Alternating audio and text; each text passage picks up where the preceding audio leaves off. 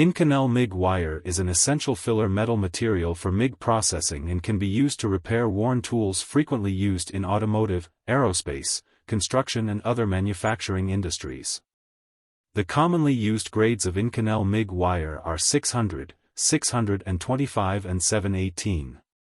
Among them, Inconel 600 has excellent strength and is easy to form, and can be hardened and strengthened by cold working. Inconel 625 is widely used in acid-gas natural environment, flue gas denitrification, paper industry, etc.